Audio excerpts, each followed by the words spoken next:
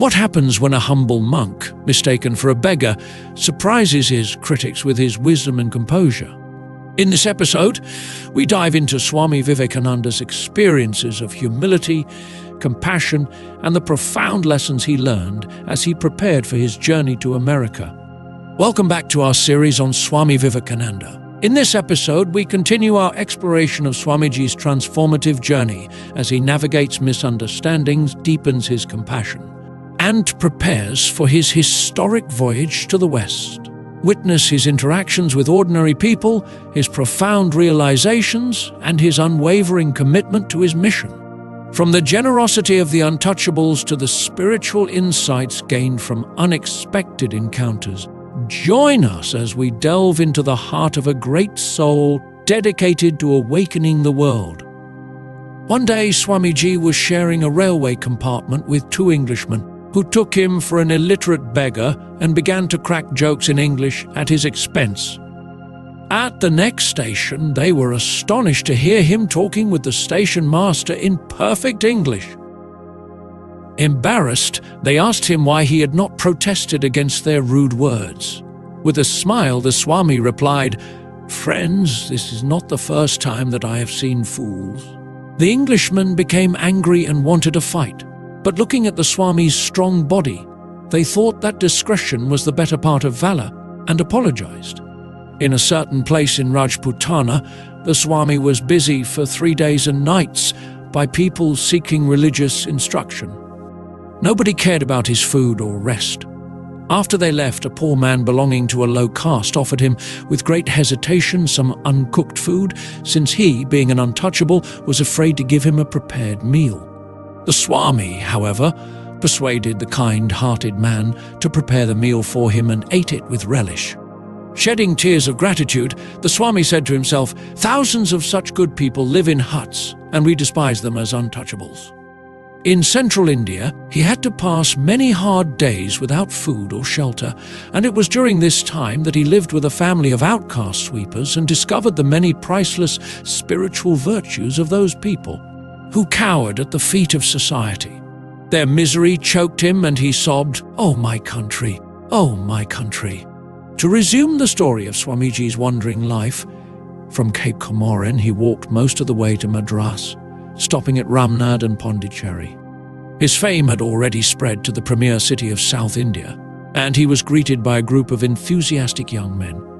In Madras, he publicly announced his intention of going to America. His devotees here collected funds for the trip, and it was through them that he later started his Indian work in an organized form. Here, in Madras, he poured his whole soul into the discussion of religion, philosophy, science, literature, and history. He would blaze up at people who, for lack of time or zeal, did not practice meditation. "What?" he thundered at a listener. "Those giants of old, the ancient rishis who never walked but strode, standing by whose side you would shrivel into a moth, they, sir, had time for meditation and devotions, and you have none." To a scoffer he said, "How dare you criticize your venerable forefathers in such a fashion? A little learning has muddled your brain.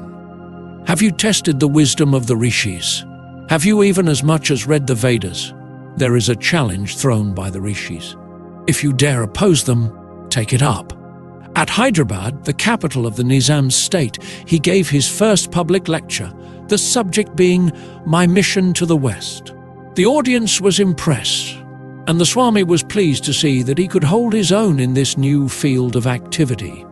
When the devotees in Madras brought him the money for his voyage to America, he refused to accept it and asked them to distribute it among the poor. How was he to know that the Lord wanted him to go to America? Perhaps he was being carried away by his own ambition.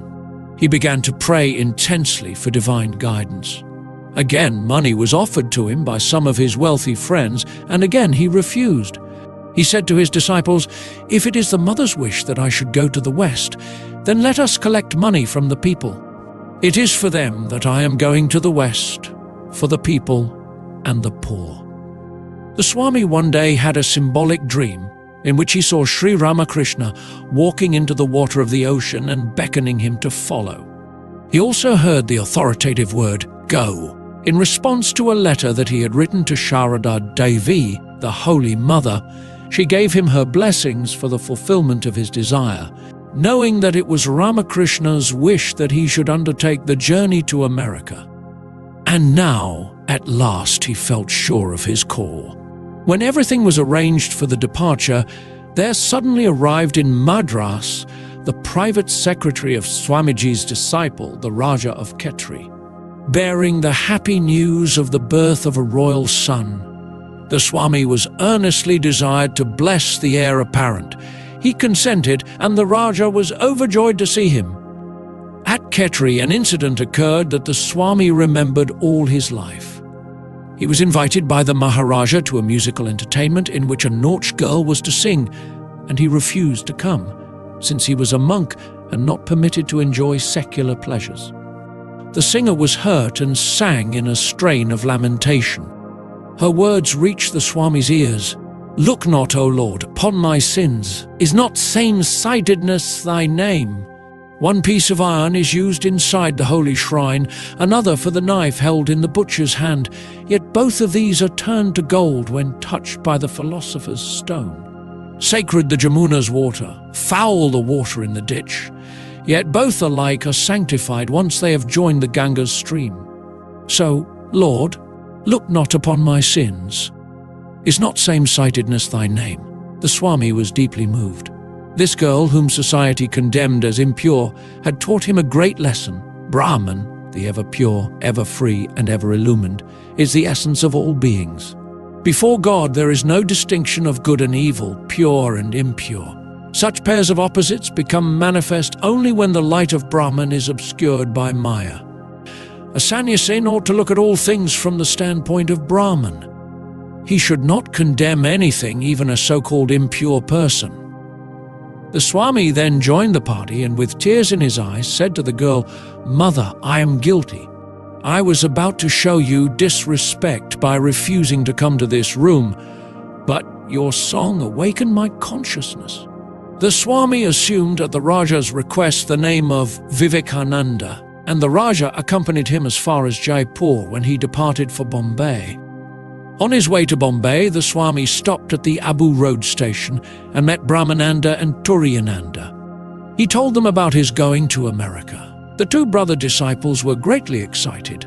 He explained to them the reason for his going. It was India's suffering. "I traveled," he said, "all over India. But alas, it was agony to me, my brothers, to see with my own eyes the terrible poverty of the masses, and I could not restrain my tears. It is now my firm conviction that to preach religion amongst them, without first trying to remove their poverty and suffering, is futile. It is for this reason, to find means for the salvation of the poor of India, that I am going to America." Addressing Turiyananda, he said, "Brother, I cannot understand your so-called religion." His face was red with his rising blood. Shaking with emotion, he placed his hand on his heart and said, "But my heart has grown much, much larger, and I have learnt to feel. Believe me, I feel it very sadly." He was choked and then fell silent. Tears rolled down his cheeks. Many years later, Turiyananda said while describing the incident, "You can imagine what went through my mind when I heard these pathetic words and saw the majestic sadness of Swamiji. Were not these, I thought, the very words and feelings of Buddha?" And he remembered that long ago Narayan had visited Bodh Gaya and in deep meditation had felt the presence of Buddha. Another scene of the same nature, though it occurred much later, may be recounted here. Swami Turiyananda called on his illustrious brother disciple after the latter's triumphant return from America at the Kolkata home of Balaram Bose and found him pacing the veranda alone. Deep in thought, he did not notice Turiyananda's presence. He began to hum under his breath a celebrated song of Mirabai, and tears welled up in his eyes. He stopped and leaned against the balustrade and hid his face in his palms. He sang in an anguished voice, repeating several times, "Oh, nobody understands my sorrow." And again, "Only he who suffers knows the depth of my sorrow." The whole atmosphere became heavy with sadness. The voice pierced Swami Turiyananda's heart like an arrow, but he could not understand the cause of Vivekananda's suffering. Then he suddenly realized that it was a tremendous universal sympathy with the suffering and oppressed everywhere that often made him shed tears of burning blood, and of these the world would never know. The Swami arrived in Bombay accompanied by the private secretary to the Raja of Khetri, the prince having provided him with a robe of orange silk, an ochre turban, a handsome purse, and a first-class ticket on the SS Peninsula of the Peninsula and Orient Company, which would be sailing on May 31st, 1893. The Raja had also bestowed on him the name by which he was to become famous, and which was destined to raise India in the estimation of the world. The ship steamed out of the harbour on the appointed day, and one can visualize the Swami standing on its deck, leaning against the rail and gazing at the fast-fading landscape of his beloved motherland. What a multitude of pictures must have raced at that time through his mind, the image of Sri Ramakrishna, the Holy Mother, and the brother disciples, either living at the Baranagore monastery or wandering through the plains and hills of India. What a burden of memories this lad of 29 was carrying. The legacy of his noble parents, the blessings of his master, the wisdom learnt from the Hindu scriptures, the knowledge of the West, his own spiritual experiences, India's past greatness, her present sorrow, and the dream of her future glory, the hopes and aspirations of the millions of India's brown men toiling in their brown fields under the scorching tropical sun, the devotional stories of the Puranas, the dizzy heights of Buddhist philosophy, the transcendental truths of Vedanta, the subtleties of the Indian philosophical systems, the soul-stirring songs of the Indian poets and mystics, the stone carvings and the frescoes of the Ellora and Ajanta caves, the heroic tales of the Rajput and Maratha fighters, the hymns of the South Indian Alwars, the snow peaks of the towering Himalayas, the murmuring music of the Ganga, all these and many such thoughts fused together to create in the Swami's mind the image of Mother India, a universe in miniature, whose history and society were the vivid demonstration of her philosophical doctrine of unity in diversity. And could India have sent a son worthier than Vivekananda to represent her in the Parliament of Religions, a son who had learnt his spiritual lessons at the feet of a man whose very life was a Parliament of Religions, a son whose heart was big enough to embrace the whole of humanity and to feel for all in its universal compassion? In the next episode, we'll continue to follow Swami Vivekananda as he adapts to life aboard a ship, explores new lands and faces unforeseen challenges. Stay tuned to discover how the Swami navigates these hurdles and prepares to make his mark at the Parliament of Religions. Thank you for listening till the end. Please subscribe, turn on the notifications, like, comment, and share with your friends. This will help more listeners to discover our channel and content.